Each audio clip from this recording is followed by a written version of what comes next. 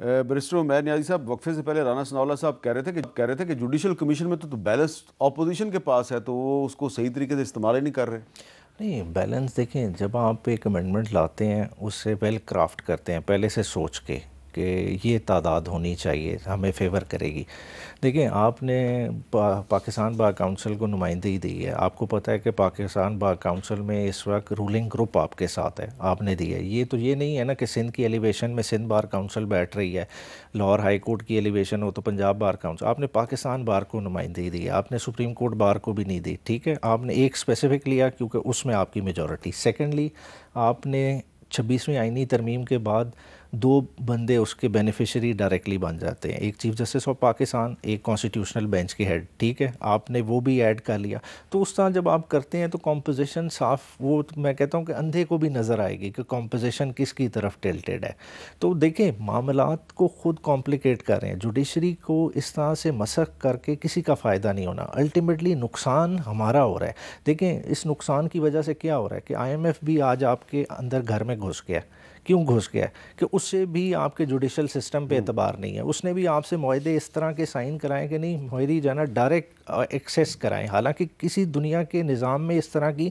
Ingress allowed ही नहीं है। ख़ुद आप देखें कि एक बंदा है जिसने आपके केसेस डिसाइड करने, या जिसके मातहत अदलिया ने केसेस डिसाइड करने, क्योंकि एक लैंडर इंस्टीट्यूट है जिसकी जो पॉलिसी हम पे इम्पोज करा रहे हैं। समझे, मैं अगर एक ग्रोअर हूँ, मुझे उनके एग्रीकल्चर टैक्स की पॉलिसी से इख्तलाफ है, मैं इसी हाई कोर्ट में जाऊँगा, मगर उस मीटिंग के बाद क्या इंप्रेशन जाएगा लोअर जुडिशरी को।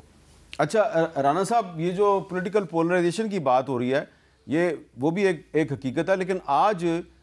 सुप्रीम कोर्ट बार एसोसिएशन जो है उसने एक रेजोल्यूशन पास किया है जिससे ऐसा लगता है कि सुप्रीम कोर्ट बार एसोसिएशन अपने आप को इस पोलराइजेशन से अलहदा कर रही है। और सुप्रीम कोर्ट बार एसोसिएशन ने एक इजलास के बाद जो रेजोल्यूशन जारी किया है उसमें उन्होंने जो पीका अमेंडमेंट एक्ट 2025 है इसको मुकम्मल तौर पर मुस्तरद कर दिया है और इसको कहा है जी कि इसको ख़त्म किया जाए। ये कानून जो कि पार्लियामेंट ने पास किया है ये आइन के भी ख़िलाफ़ है, इंटरनेशनल लॉ के भी ख़िलाफ़ है। लेकिन ये जो सुप्रीम कोर्ट बार एसोसिएशन है ये 26वीं आइनी तरमीम पर आपके मौक़िफ़ के अभी तक साथ खड़ी है, लेकिन अब पीका एक्ट पर इसका मौक़िफ़ तब्दील हो गया है। आपका क्या ख्याल है कि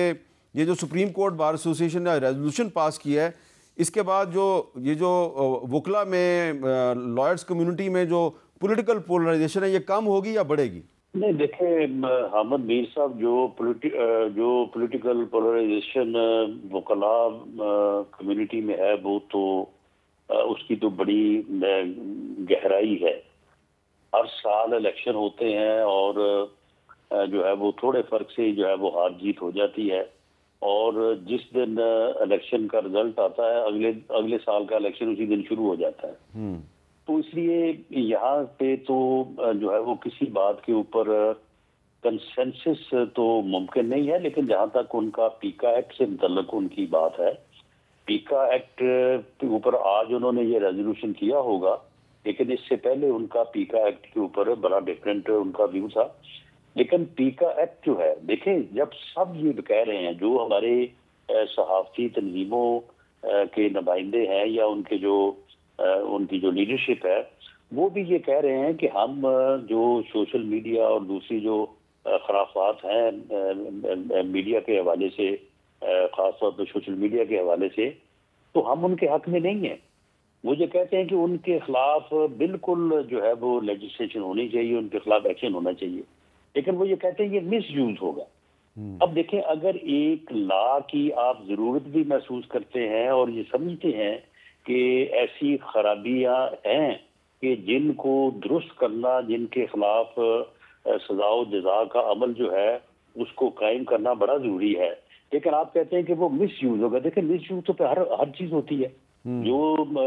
पीनल एक्ट है, ये 302 की जो दफा है वो कितना मिस यूज होती है। एक जो है वो मुजरिम होता है तो 15-15 लोगों का वो नाम लिखवा देते हैं, तो क्या फिर पीनल एक्ट को जो है वो कलम करा दिया जाए?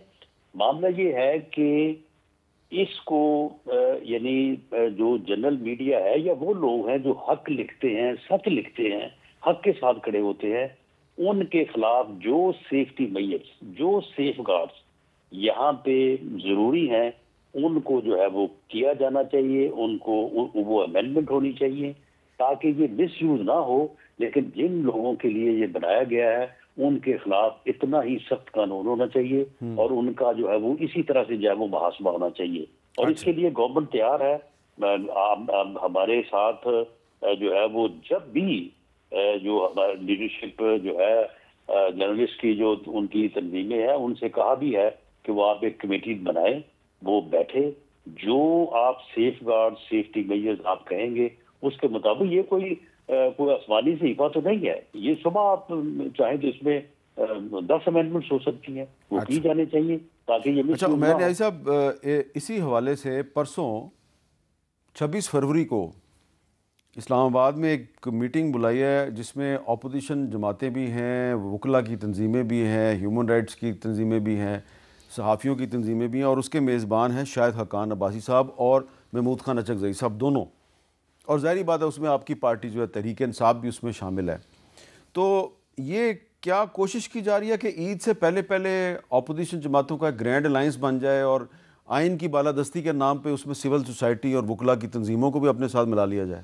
دیکھیں جو ڈیفرنٹ اپوزیشن کی جماعتیں ہیں ان کو تو اپروچ کیا جا رہا ہے، یہ کسی سے ڈھکی چھپی بات نہیں، مگر مولانا فضل الرحمان صاحب جیسے ملک سے باہر ہیں، ان کا ڈیلیگیشن اس میں پارٹیسپیٹ کرے گا، جی ڈی اے کو ملنے ہمارا ڈیلیگیشن گیا،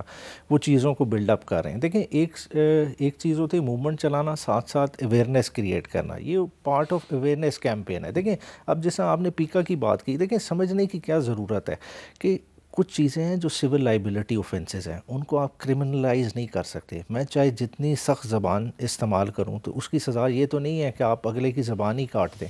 مطلب ادھر کیا ہو رہا ہے کہ زبان بندی کے لیے ہم اتنے ایکسٹریم سٹیپس اٹھا رہے ہیں، کسی نے ٹریفک وائلیشن کی ہے تو آپ اس کو جیل میں تو نہیں ڈال سکتے۔ دیکھیں آپ کے ڈیفیمیشن کے قوانین موجود ہیں، ان چیزوں کے ہیں، آپ کس طرح سے اتنے ڈریکونین سٹیپس اٹھا سکتے ہیں۔ تو یہی اویئرنیس کریٹ کرنے کی کوشش کر رہے ہیں، مقصد بھی یہی ہے، اور الٹیمیٹلی جو موومنٹ کا آپ جس طرف اشارہ کر رہے ہیں وہ ظاہری بات ہے رمضان کے بعد ہی جو چیزیں ہوں گی فارملائز ہوں گی۔ رمضان کے بعد، عید سے پہلے نہیں؟ عید سے پہلے تو دیکھیں ابھی فارملی کوئی چیزیں اس طرح کی طے نہیں ہوئی، کیونکہ ابھی جے یو آئی کے بھی اپنے اعتراضات ہیں، چیزیں ہیں، ان کے ابھی خان صاحب سے ملاقات نہیں ہو پا رہی ہمارے جو اپنے ڈیلیگیشن کی، تو وہ ساری چیزیں ابھی۔ اچھا رانا ثناء اللہ صاحب، آپ کو کیا لگ رہا ہے کہ شہباز شریف صاحب کی حکومت کے لیے خطرات اب آہستہ آہستہ کم ہوتے جا رہے ہیں یا ابھی تک سیاسی خطرات موجود ہیں؟ نہیں دیکھیں، سیاسی خطرات اگر آپ ان معنوں میں کہتے ہیں کہ یہ جو اپوزیشن کا اتحاد بننے جا رہا ہے، تو میں تو ایک پولیٹیکل ورکر کے طور پہ میں تو سمجھتا ہوں کہ یہ خوش آئند ہوگا، یہ پاکستان کی سیاست کے لیے جو ہے وہ بہتر ہوگا، اور پی ٹی آئی کی جو سیاست زیادہ تر اس بات کے گرد گھومتی ہے کہ نہ کسی سے ہم بات کریں گے، نہ کسی کے ساتھ بیٹھیں گے، اور جس طرح گورنمنٹ میں بھی اور اس کے بعد بھی جو ان کا سٹانس رہا ہے، اگر وہ ایک اپوزیشن کے اتحاد میں بیٹھیں گے تو چیزوں میں فرق آئے گا، اور جہاں اور اس اتحاد میں اگر محمود خان اچکزئی جیسے، مولانا فضل الرحمان جیسے لوگ ہوں گے، تو میں نہیں سمجھتا کہ وہ اگریشن، جس اگریشن کا پی ٹی آئی کی قیادت کو بھی، یعنی جو سیکنڈ لیڈرشپ ہے اس کو بھی سامنا ہے کہ وہ ہمارے ساتھ بھی بات کرتے ہوئے یہ کہتے ہیں کہ جی ہم تو ان چیزوں کو سمجھتے ہیں لیکن ہم مجبور ہیں، تو میں سمجھتا ہوں کہ اس پہ کمی آئے گی، اور ایک اتحاد کی جو ہے وہ حکومت ہے۔ ہم بھی کون سا وہ سنگل پارٹی رول کر رہے ہیں، ہمارے ساتھ بھی دیگر پارٹی ہے، ایک کولیشن جو ہے اگر گورنمنٹ میں ہے تو دوسرا ایک اگر اتحاد بنتا ہے